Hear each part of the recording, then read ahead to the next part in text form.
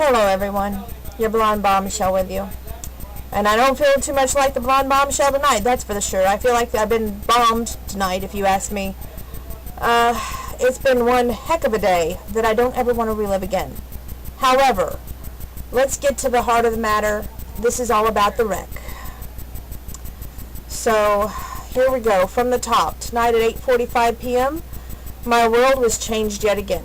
While we were inside Walmart making a new name tag for our new dog, Peanut, which was me and my grandpa, my grandma was sitting parked legally at the handicap spot, and the woman was parked behind us legally in the handicap spot. But never in a million years do you think that you're going to hear this. We're making the tag, me and my grandfather. This woman comes up to the service desk. I'm going to try and keep my composure because I've lost it enough tonight. And she says, I need to speak to Donna Bean. Now, I'm thinking in my head, Grandma needs some assistance. Maybe she needed something. Maybe she needed to come in to, use this facility. Something to that matter. Never did in a million years did I hear, I would have thought that I would have heard what I did. Which was, she apologized and said she shouldn't be driving after dark. And that she'd rear-ended my car. I was just sick. At that point, I looked at the lady at the service desk, and I was like shaking because I didn't have the words that I wanted to say, which I know that's not like me. And I said to her, I said, what do I do? She goes, well, you got to call the cops. So we called. She gave me the phone number. I told the cops. They didn't tell me they were running busy or behind. They just said they would be in there shortly. Meanwhile, the lady over here is still trying to talk to me, telling me her daughter's out there making small talk with Grandma, which is a good thing because if she's talking, then that means things are fine. Thank you. We hope so. Please God. Anyway, she's telling me she's not supposed to be driving after dark, that she's hit poles before. And this is the first parked car she can remember hitting. But she leaves to go be with the others. And while she's outside, I'm still on the phone with my mother at this point because I called her right after I called the cops. And sometimes, no matter how much you talk to your mom, it's just, I love you, Mom, but it wasn't enough.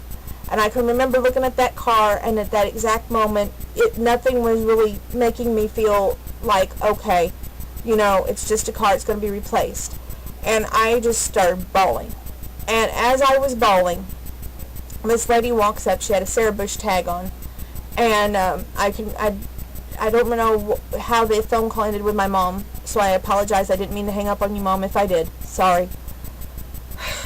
But the lady was like, look, I went into how I lost my dog, how I had just a rough year, and I was blessed to get this car in June. And it was the first new-to-me car that I've had, and how it took me forever to deal, and poor Andy over there at Depots had to put up with me. And there's my car, damaged. And she goes, okay, hold it. Was anybody in the car, and was anybody in her car? And I'm thinking to myself, why do I care about her car? This is my car, and my grandma was in my car. And she goes, look at me, and she goes, was anybody in the car? And I said, well, my grandma was in the front seat, and she said to me, people cannot be replaced, cars can be fixed. And it was just that simple phrase that kind of put things into perspective. Even though I was upset and worried about the car, it hit me. Grandma has a stomach aneurysm, and with that jolt of the car, it could jar her aneurysm.